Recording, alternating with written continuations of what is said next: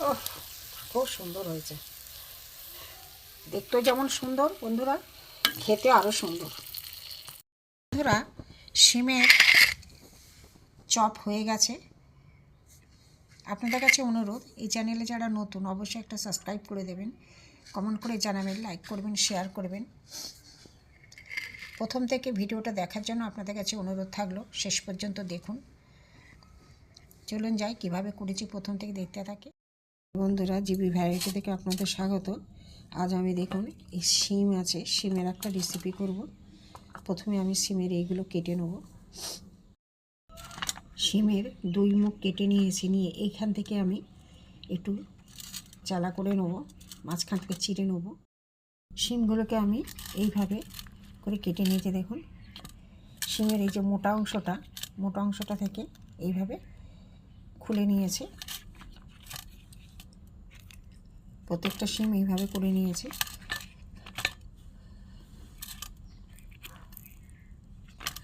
দেখতে গরম জল ফুটে গেছে, এখানে আমি শিমগুলো একটু হালকা করে ভাজিয়ে নেব। চাপা দিয়ে দেবো, একটু সেদ্ধ হোক। এখানে 3টে আলু সেদ্ধ আছে, আমি একটু গ্রেট করে নেব। শিমগুলো সেদ্ধ হয়ে গেছে, তুলে নেব, জল ঝরিয়ে নেব।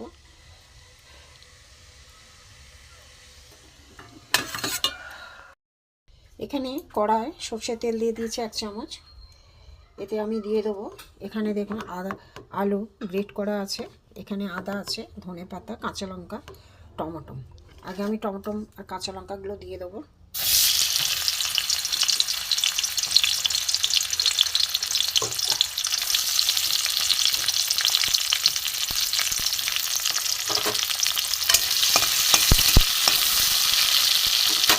মশলা থেকে আদা নুন দেবো, টমেটো নরম হয়ে যাবে।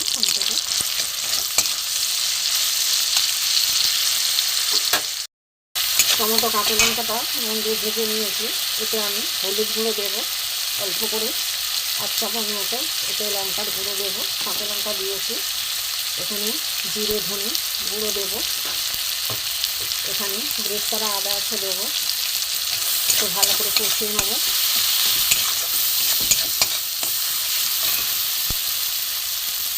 এখানে গরম মশলা গুঁড়ো আছে দেবো। এখানে আলু আমার গ্রেট করা আছে, আলুটা আমি দিয়ে দেবো।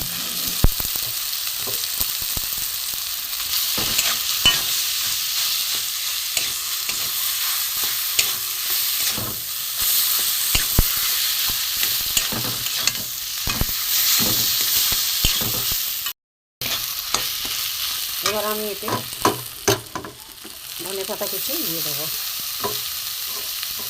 দিয়ে আমি সুপটা তৈরি করে নেব সুন্দর করে।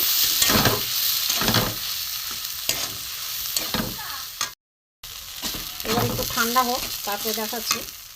এখানে আমি কিছুটা বেসন নিয়ে নিয়েছি। এখানে শুকনো কয়েকটা মশলা দেবো, এখানে নুন দেবো,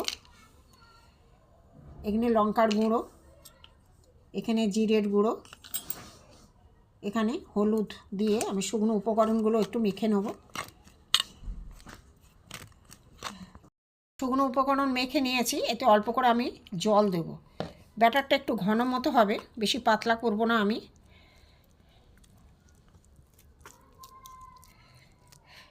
কালো জিরে দিয়ে দেবো, বেসনে একটু খাবার সোডা দিয়ে দেবো, দিলে একটু মুচমুচে হবে, ফুলবে। অনেকক্ষণ ধরে ফেটানো হয়েছে বন্ধুরা। এবার আমি বেসনের গোলার ভিতরে একটুখানি আমি 2 চামচ মতো চালের গুঁড়ো দিয়ে দিলাম। চালের গুঁড়ো দিয়ে একটু মেখে নেবো, ভালো করে গুলিয়ে নেবো, এর সাথে মচমচে হবে।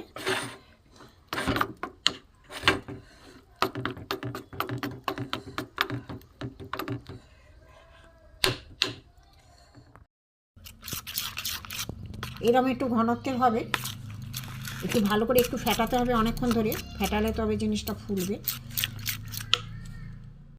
বন্ধুরা, এই যে শিমগুলো সেদ্ধ করে নিয়েছিলাম, আর এখানে আমি এই যে দেখুন এইভাবে পকেট মতো করে নিয়েছি।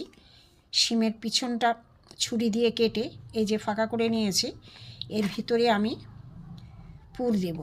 এই যে আলুর পুর করে রেখেছি, এর ভেতরে আমি দিয়ে দেবো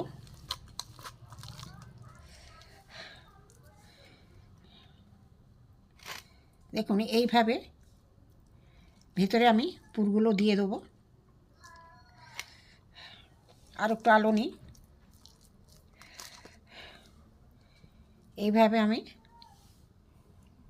এইভাবে আমি পুরগুলো প্রত্যেকটা পুর এইভাবে শিমের পিছন দিক দিয়ে যেদিকে শিরা থাকে সেই দিকে কেটে আমি আলুর পুর করে এর ভিতরে আমি দিয়ে দিয়েছি। এইভাবে আমি সবগুলো করে নেব, দেখতে থাকুন।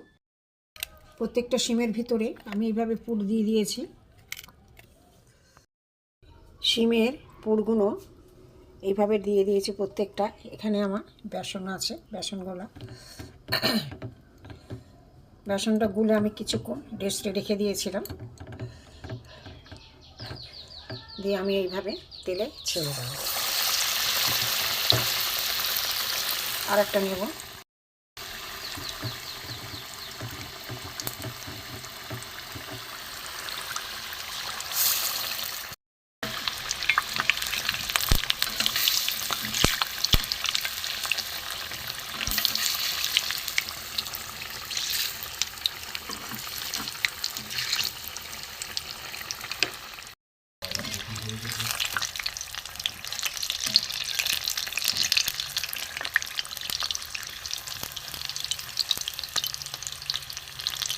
দেখুন কতটা ফুলেছে বন্ধুরা।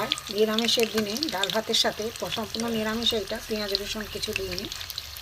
ডাল ভাতের সাথে ডিমের সঙ্গে চায়ের সাথে খুবই ভালো লাগবে। দেখুন কত সুন্দর ফুলেছে।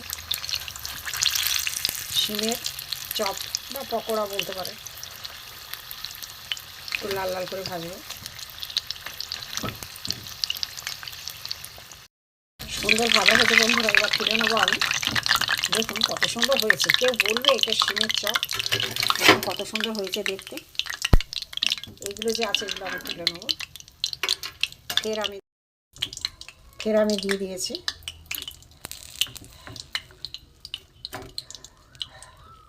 ছেড়ে দিলাম কম আছে, আস্তে আস্তে। আর একটা দিয়ে দিলাম, পাশাপাশি দুটো ধরে যাবে।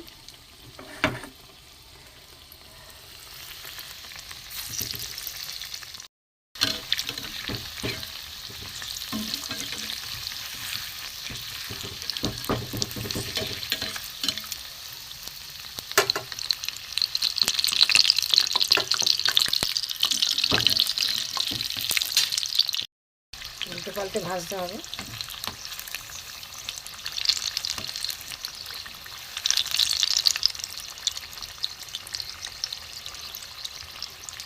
এটাও ফুলে যাচ্ছে, এগুলো ফুলে যাচ্ছে। শিমের চপ বন্ধুরা।